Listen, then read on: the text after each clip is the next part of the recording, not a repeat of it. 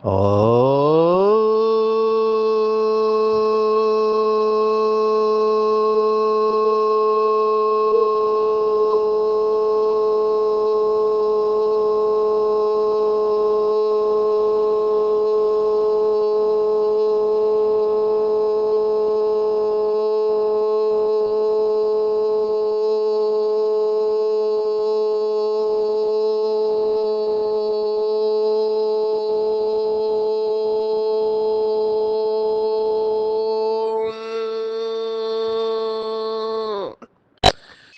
शांति। आज 17 जून 2025 भारत में मंगलवार है। Today is 17 June 2025 and it's Tuesday in Bharat. आज की मुरली का जादुई रहस्य स्वयं को प्रेरणा देने के लिए magical secrets of today's Murli for motivating the self. आज की मुरली एक शब्द के ऊपर है और वो राजयोगी जीवन का एक इम्पोर्टेंट पिलर है। डॉक्टर्स भी पेशेंट को हमेशा इसी बात के बारे में बताते रहते हैं। वो शब्द है परहेज।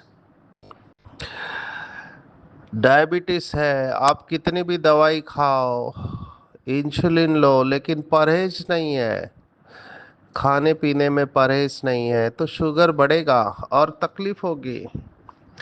बाबा के घर में आते हैं, मुरली सुनते हैं, लेकिन नियमों के ऊपर ध्यान नहीं है, तो फिर कैसे होगा।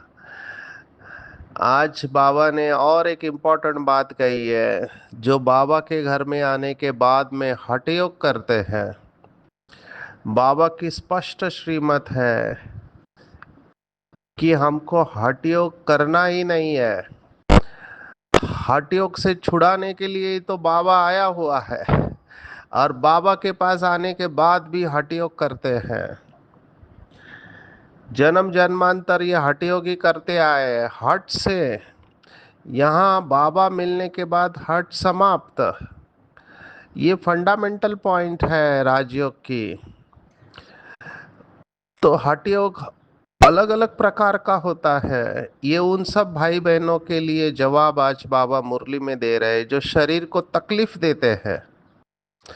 शरीर को तकलीफ नहीं देना है या कमजोर नहीं करना है, क्योंकि इस समय यज्ञ में ऐसा ग्रुप चल रहा है जिनका मानना है कि जब तक हम हठ योग नहीं करेंगे तब तक हमारी अवस्था अच्छी नहीं होगी। मेरे पास तो केस स्टडीज है, किसी का नाम नहीं ले रहे हैं। ये तो हम जब सेंटर पर जाते हैं तो ऐसे लोग मिलते हैं, क्योंकि वक्ता अगर प्रभावी है तो उसकी बातों में आकर लोग उनको फॉलो करना चालू करते हैं। बाबा ने कहा ये शरीर की संभाल करनी है आपको, ना कि शरीर को कमजोर करना है। अभी आप खाना नहीं खाएंगे तो एक आध दिन ठीक है, आप उपवास करते हो, लेकिन अगर आपने ज्यादा दिन तक किया तो शरीर के ऊपर तो इफेक्ट आना ही है। आप कितने भी अच्छे योगी हो, आपके शरीर के ऊपर इफेक्ट आएगा ही आएगा, क्योंकि कलयुग है, तत्व तमो प्रधान है। कोई एक बहुत ऊंचा योगी होता है, उसके साथ अपनी तुलना कर लेते हैं। मेरे पास केस है, अभी एक माता, उसने सुना कि लिक्विड डाइट चालू करना चाहिए। अच्छा है, चालू किया। एक तो भारत में माताओं का हीमोग्लोबिन कम होता है, उसमें बच्चे हैं छोटे, फिर लिक्विड डाइट चालू किया। अभी यही होना था, तकलीफ हो रही है लेकिन सहन करते गई तो डिप्रेशन में गए। अभी डिप्रेशन में जाने के बाद भी वो चालू नहीं कर रहे। टीचर भी समझा कि थक गए, लेकिन वो वक्ता की बातों से इतनी प्रभावित है कि नहीं, अगर उसको ये डिप्रेशन आ रहा है तो उसका स्पष्टीकरण उनको दिया गया कि ये डिटॉक्सिफिकेशन हो रहा है। आप सोचो, ऐसे बाबा के बच्चे हैं यज्ञ में।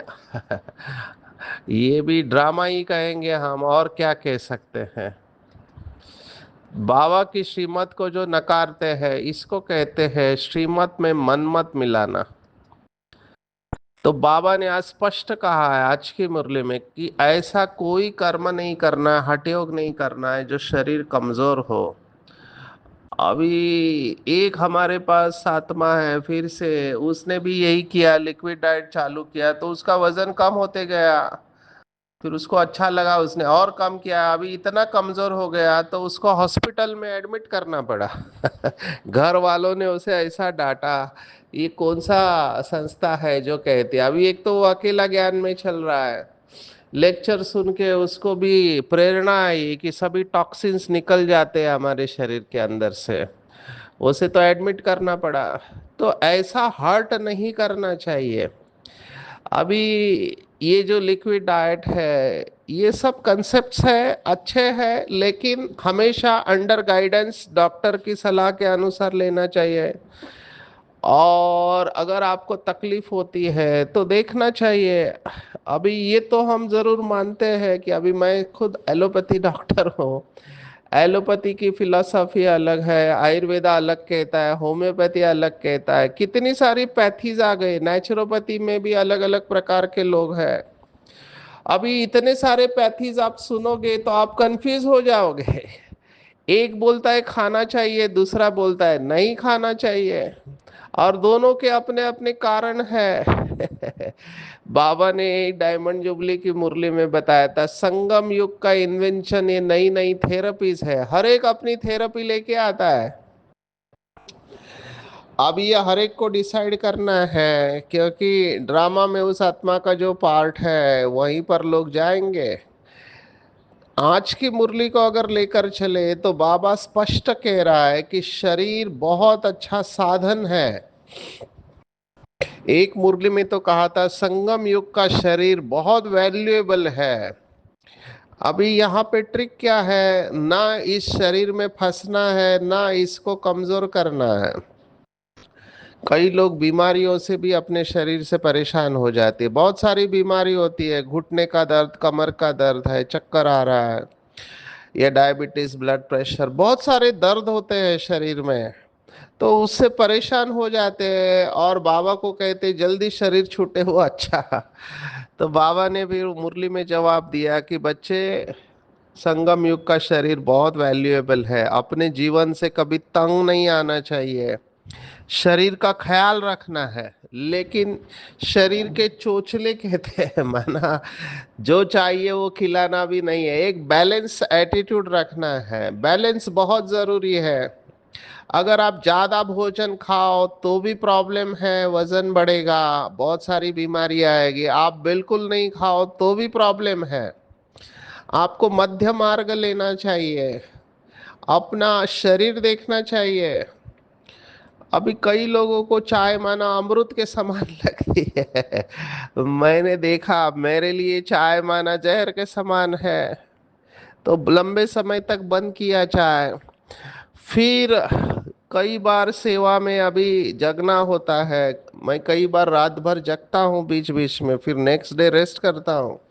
तो नींद आती है, तो फिर हम कुछ स्टिमुलेंट लेना चाहिए। अभी क्या स्टिमुलेंट ले, नींद नहीं आए, चाय तो लेते नहीं। फिर कॉफ़ी ट्राई किया तो थोड़े समय अच्छा लगा, लेकिन फिर से कॉफ़ी के वजह से एसिडिटी चालू हो गई, फिर बंद कर दिया। तो अपना शरीर आपको देखना है। मैंने ऐसे लोग देखे जो 5-5 कप पीते हैं, उसको कोई तकलीफ नहीं होती है। मैं तो मार्केटिंग में सेवा करने वाला, तो ये मार्केटिंग और सेल्समैन, इनका 5 स्टार होटल में हमारा ट्रेनिंग होता था, लॉन्च होता था, माना नई दवाइयाँ मार्केट में लॉन्च करते, तो मैं इनको देखता था, नॉनवेज खा रहे, चाय कॉफी सिगरेट शराब सब पी रहे हैं, लेकिन किसी को भी एसिडिटी नहीं है। तो मैं वंडर खाता था इनका शरीर कैसे बना हुआ है। और हमने कुछ थोड़ा सा चाय कॉफी ले लिया तो हमको एसिडिटी होता है। अभी ये हर एक का शरीर अलग अलग है। मेरा कहने का भाव ये है कि हर एक का शरीर अलग है। तो आपको अपने शरीर को देखना चाहिए कि आपके शरीर को क्या चलता है क्या नहीं चलता है। पहले तीखा चलता था, अभी तीखा खाने से तकलीफ होती है तो मिर्ची बंद किया, तब से अच्छा है।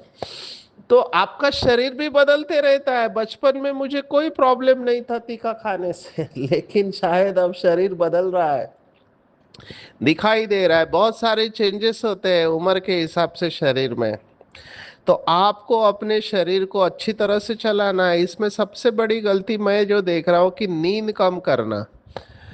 मेरे हिसाब से नींद अच्छा होना चाहिए, तब आप दिन में फ्रेश रहेंगे।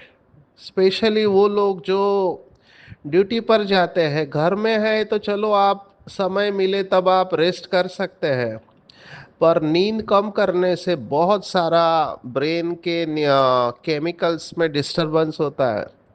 हमने ये केसेस देखे हुए हैं। मेरे पास एक बहन आई, अभी टीचर है, सीनियर है, बाबा मुरली में कहता था रात भर जाग कर योग करो। तो ये रात भर जाग कर योग करते थे। उस समय तो नशा चढ़ गया, अभी नींद की बीमारी है, रात को नींद ही नहीं आती है, कहते हैं हमको नींद की गोलियां दो। तो हमको बाबा की बातों का यथार्थ अर्थ निकालना चाहिए। बाबा क्या कह रहा है? जब बाबा आज मुरली में कह रहा है कि हठ योग की बात नहीं है, इसका मतलब ये नहीं कि साधना नहीं करना चाहिए, क्योंकि आज का स्लोगन भी यही है। स्लोगन देखो, ऊपर कह रहा है बाबा हठ योग नहीं करना चाहिए, तो हठ योग के अगेंस्ट में जो शब्द आता है, हठ योग का अपोजिट शब्द है सहज योग। तो सहज योगी बोलकर अलवेले भी नहीं बनना है, बाबा दोनों बातें कर रहा है। तो बाबा के भाव को समझना चाहिए।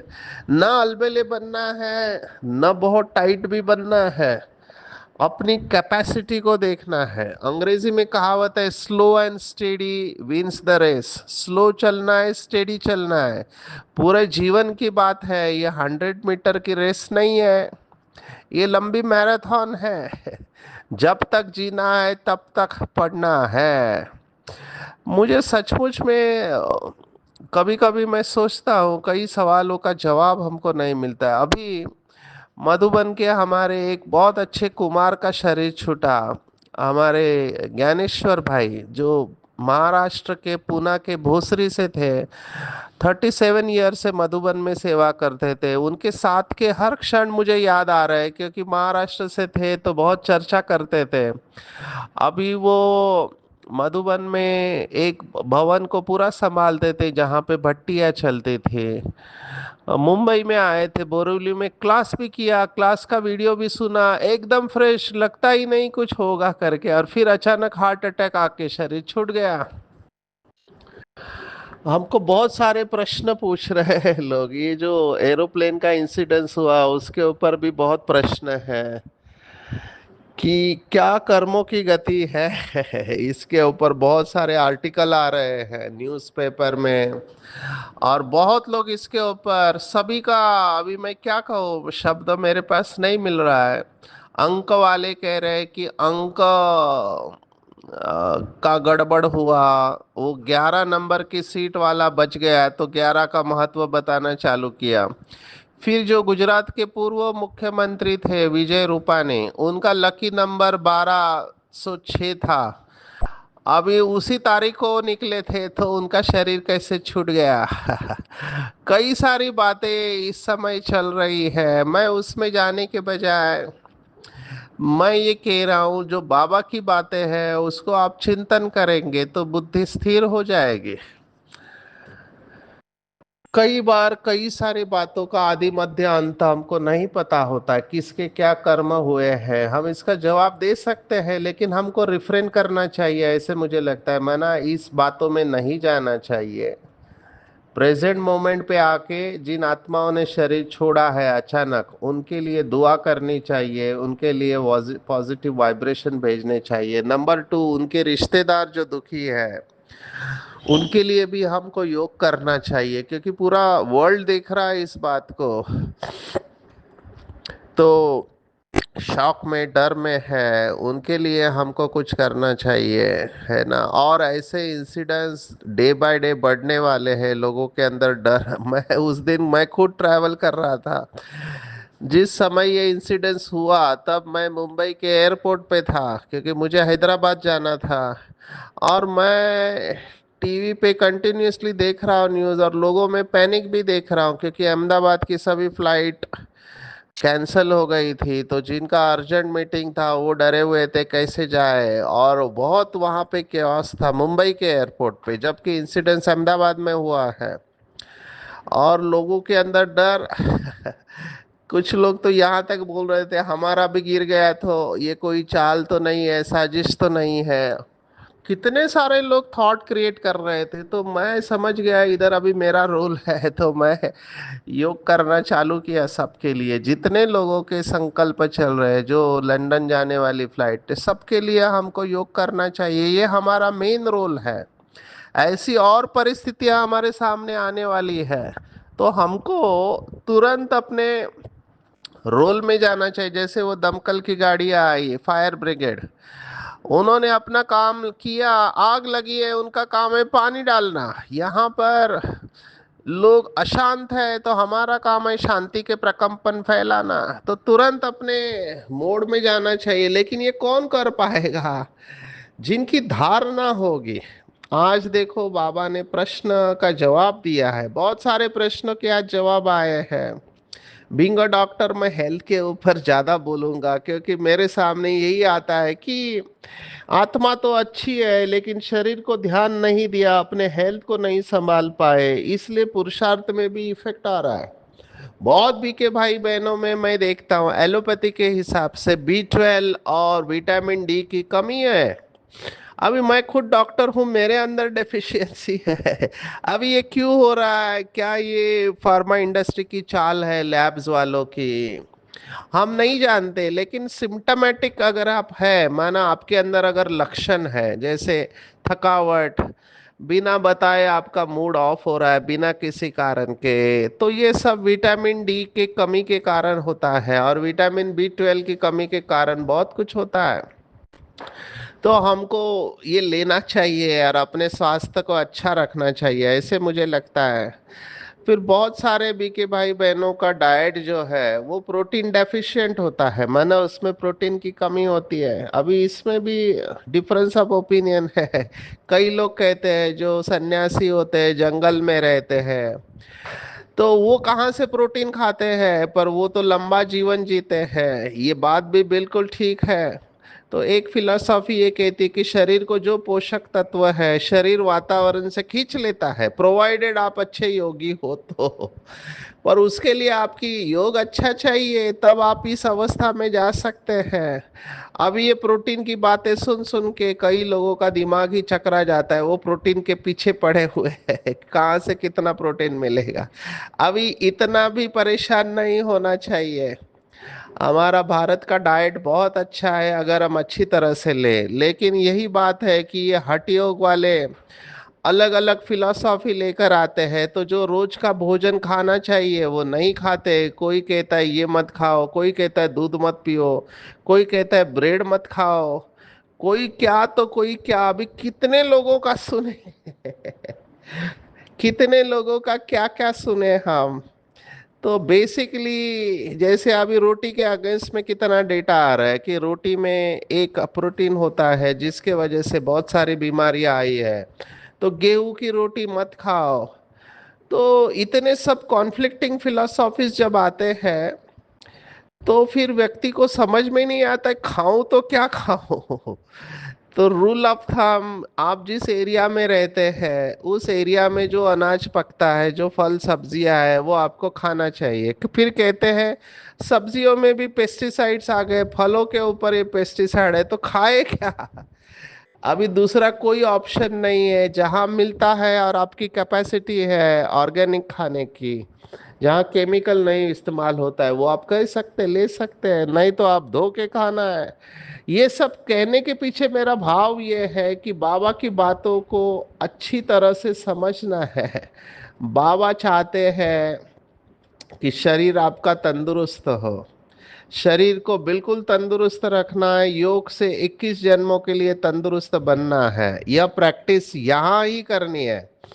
बाबा समझाते हैं, इसमें पूछने की दरकार ही नहीं रहती है। कोई बड़ी बात है उसमें पूछते हैं तो पूछ सकते हैं, छोटी छोटी बातें बाबा को नहीं पूछनी चाहिए। जो बच्चे कहते हैं बाबा धारणा नहीं होती, उन्हें बाबा कहते अरे अल्फ और बे तो सहज है ना। ये कल एबीसीडी की बात हमने सुनाई थी, अल्फ और बे। मैं एक सिंपल आपको रूल बताता हूँ जो मैंने अनुभव किया, और बहुत बाबा के बच्चे ने। आपका योग नहीं लग रहा है मान के चलो, फिर भी आप बाबा के सामने बैठे रहो, बाबा के कमरे में बैठे रहो, बाबा को देखते रहो, बाबा से बातें करते रहो। बस नहीं लग रहा है आपको, अनुभव नहीं हो रहा है, बाबा को खत लिखो, पर बातें करते रहो बाबा के पास।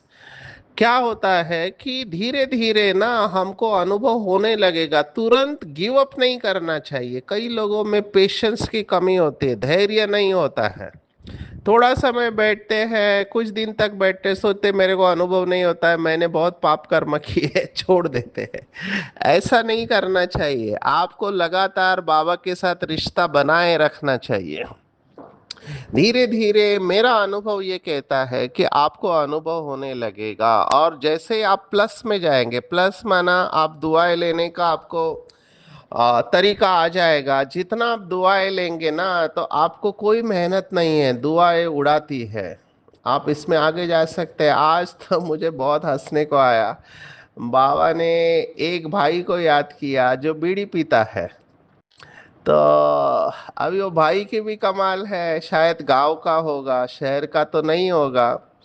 तो बाबा को पूछा कि बाबा बीड़ी छुट्टी नहीं तो क्या करूं। तो बाबा ने जवाब दिया, खूब पियो बीड़ी। तो मुझे बहुत हंसने को आया कि बाबा को भी ऐसा सवाल पूछते हैं। कोई कहते हैं बाबा बीड़ी नहीं छूटती है, बाबा कहेंगे अच्छा बहुत पियो। पूछते हो तो क्या कहेंगे, परहेज में नहीं चलने से गिरोगे। अभी परहेज बहुत बड़ी बात है, खाने पीने की भी परहेज होती है। अभी कई लोगों का ट्रैवलिंग होता है, समझो मार्केटिंग का जॉब है, तो उनको ट्रेन से बस से कई जगह पे जाना होता है। तो कई लोग कहते हैं ये प्रैक्टिकल नहीं है, ये आपके ज्ञान की धारणाएं प्रैक्टिकल नहीं है, हमको तो सब जगह घूमना पड़ता है। बाबा ने आज इसका भी जवाब दिया है, दोनों बातों का दिया है। जो लोग समझो बूढ़े हैं, उनके घर में नई बहू आए, तो बहू आएगी तो उनके हाथ का खाना पड़ेगा।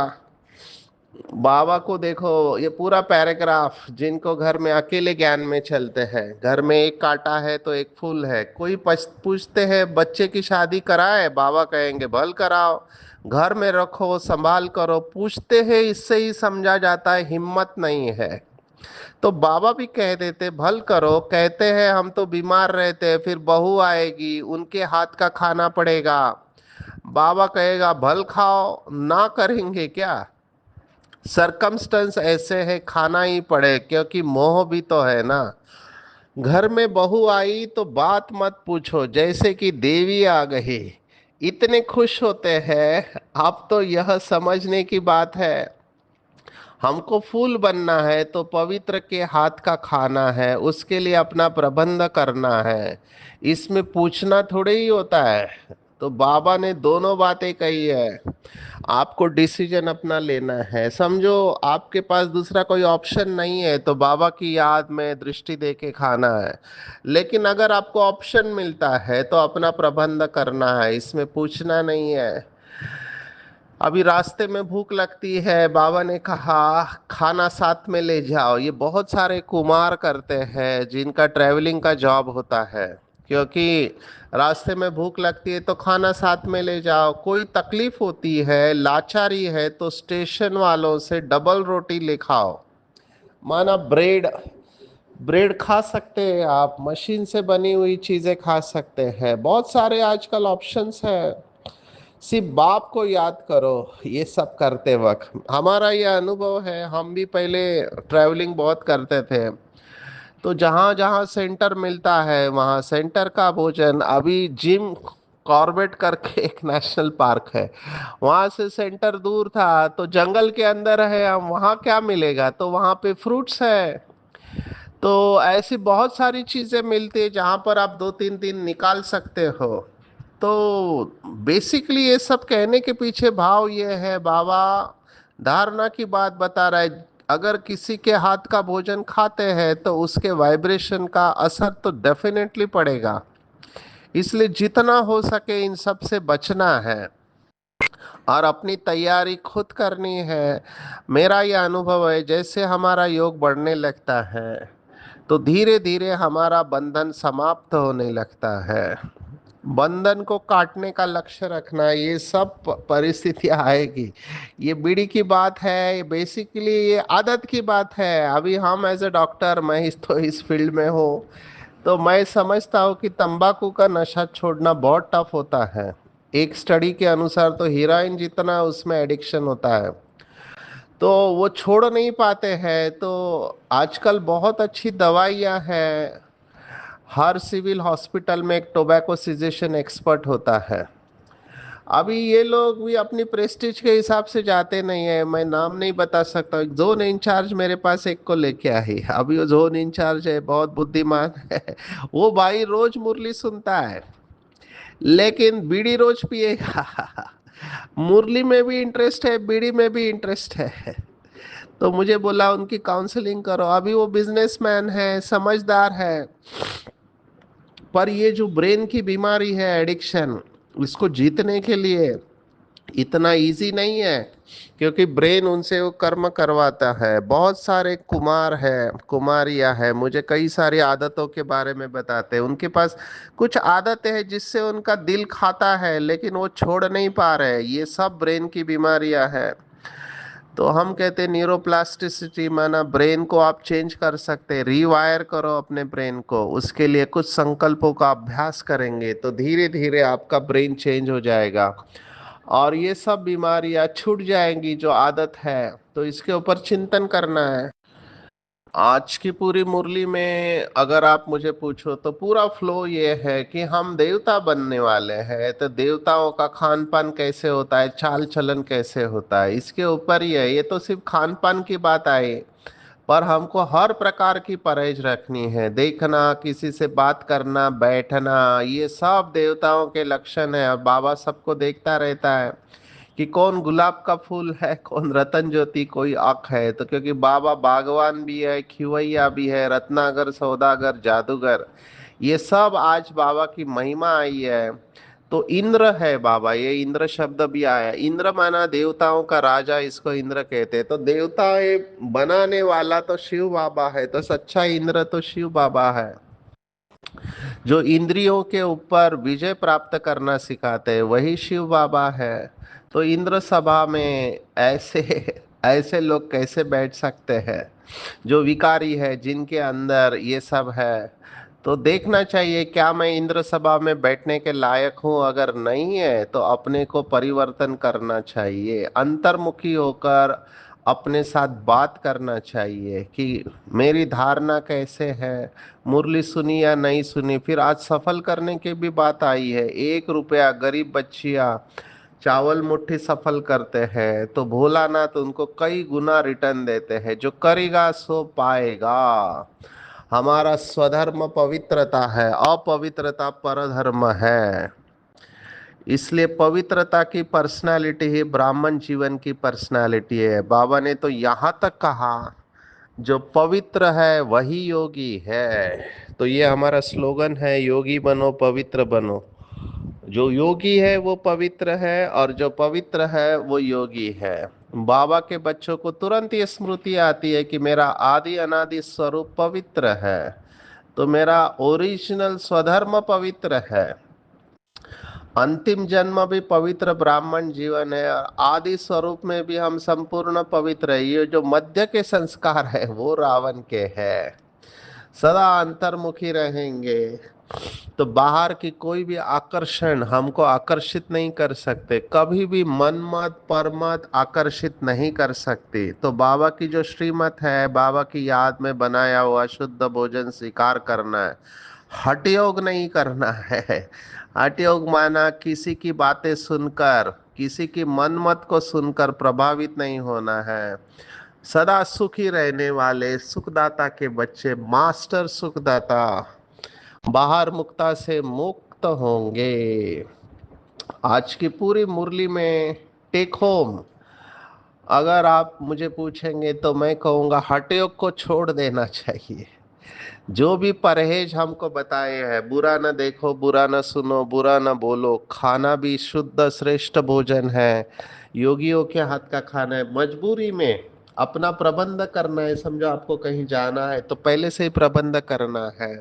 अगर मजबूरी में खानी पड़े तो कई सारी चीजें हैं, आपको टीचर से मार्गदर्शन करेगी, मशीन के द्वारा बनी हुई चीजें। बाबा ने आज डबल रोटी का कहा है, बिस्किट है, बहुत सारे फ्रूट्स हैं। पहले से ही तैयारी में जाना है। कई सारे हमारे भाई बहने विदेश में जाते हैं तो ऐसे ड्राई आइटम्स लेके जाते हैं, जैसे खाकरा है, गुजराती खाकरा, तो वो लंबे समय तक चलता है। आजकल तो इलेक्ट्रिकल कुकर भी बने हुए हैं, चावल लेके जाओ और आप अपने कमरे में भी चावल पका सकते हैं और आप खा सकते हैं। बहुत सारी चीज़ें ऑप्शंस अवेलेबल है, तो बाहर का किसी के हाथ का खाने का प्रश्न ही नहीं होता है। हमारा स्वधर्म पवित्रता है, आदि अनादि स्वरूप पवित्रता है, तो उसकी स्मृति से पवित्र बनना है, योगी बनना है। सहज योगी कह के अलबेले नहीं बनना है, और अंतर्मुखी सदा सुखी रहते हैं, इसलिए बाहर मुक्ता में नहीं आना है, कभी भी मनमत और परमत की तरफ आकर्षित नहीं होना है, मास्टर सुखदाता बनना है। अच्छा, ओम शांति।